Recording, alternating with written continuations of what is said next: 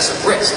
And we think that we have to understand that taking excessive risk can actually be very profitable in the short term, and that's why bailouts push the upper management, CEOs, and shareholders in that direction. We think that companies should know that the governments will not be financing their poor decisions, and if they fail, they will be on the street, not the government, not the taxpayer. I'll take you in a second. Here we take a look at the example of savings and loans associations in the United States, which were completely 100% backed by the United States government. As a result, it costed the taxpayers $300 million, something Team Canada is not prepared to accept. Go ahead. Does any CEO want on his CV that his company had to be bailed out by the government?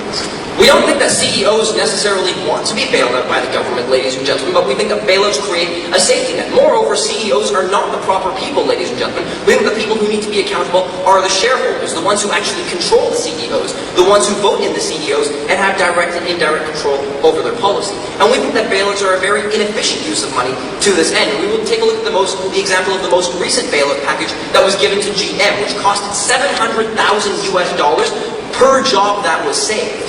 So now that we've shown you that there's both a principled and practical problem with the moral hazard, let's take a look at this idea of creative destruction. And what we're saying under this argument is that by allowing companies to fail, you actually get a better economy in the long run. Let's take a look at the first idea here, which is the benefit to the entire economy. What we're saying is that you should let companies that can't support themselves fail, because this guarantees long-term economic success and stability. How does this occur? Well, what we would say is that good business then gets incentivized. We think that bailouts reward companies that are large and employ a lot of people, but are not necessarily profitable and provide good services. And we think that that's a bad thing. We think that there are two types of companies. There are those who fail because of poor decisions that they make. And we think that in this situation, we should absolutely let them fail. The reason for that is because it's economically unviable for a government to pour money into a company that is economically unviable. Because we think that these companies rarely just get profitable on their own accord. We would look at the example of Chrysler, where yes, we bailed them out once and hoped that they would get profitable, but in the end, they didn't, and they've come back asking for more. We would take a look at the second type of company, which is those that fail because of factors outside of their control. And we think that in these situations too, we should let them fail. Because we think that companies must be accountable to themselves. They have to know that they do not live in a vacuum and that people's needs and wants in society change. We think there is no principled right to success for any institution or individual in the economy. We think that market forces replace bad companies with better companies, and in the end fill those voids. So why do we actually care that we get better companies? Well, we think that better companies provide cheaper and better services to the public, which we think is a good thing.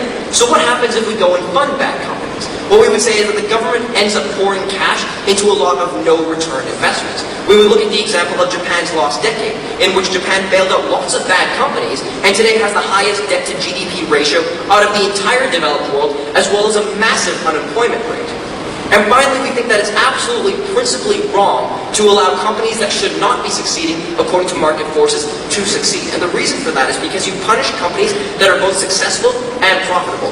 First, by preserving the market share of companies that are bad, but you also force unprofitable ones out of the market. And here we would look at the example of JP Morgan Chase, where they were able to pay higher interest rates on their deposits because they got a very cheap loan from their government, therefore undercutting better competition, companies who are much more fiscally responsible. Therefore, what we've clearly shown you is that both on principle and practical grounds, this motion must stand, because in the name of all colonies, Team Canada begs to propose.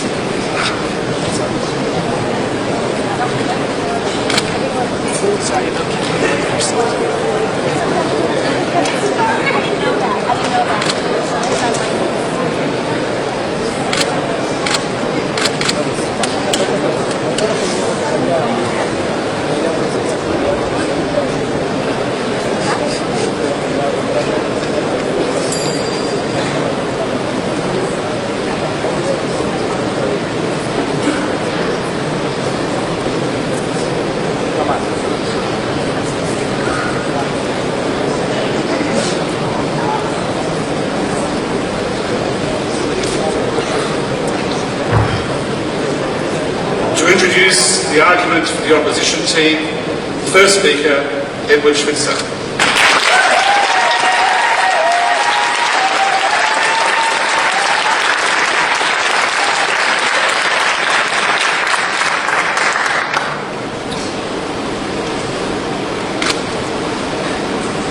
Team Canada have presented to you today a world which is dominated by numbers. For them, businesses are simply judged by the money they make. But what they fail to account for are the people that really matter. Employees, customers, and whole communities. And that's who Team England want to protect today. We believe that with the correct model and with the right reasons, the government should bail out certain big companies as a last resort. Now at the moment, we have three main methods that this already happens. Subscribing to shares, loans, and guarantees or insurance. And what we think is that in these cases, the government should bail out certain companies, provided two things. Number one, that the government takes shares in any company they bail out, proportional to the amount that they are giving it to help it out. And in doing so, cancel any existing shares that they need to do that.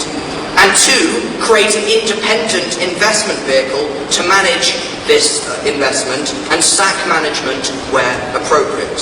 And Team England comes to you today with the team line that businesses are worth more than the bottom figure on their balance sheet. Now what I'm going to do is first of all rebut what we heard coming out of First Prop, and then we're going to show you why we should bail out certain big companies in certain cases. I'm going to talk about when there's a local or regional implication in terms of the economy, and also in terms of the wider economy. And then my partner Hassan is going to talk about when companies have a specific social function. So let's look at what we heard coming out of First Proposition. Now the first thing we're a little bit surprised by is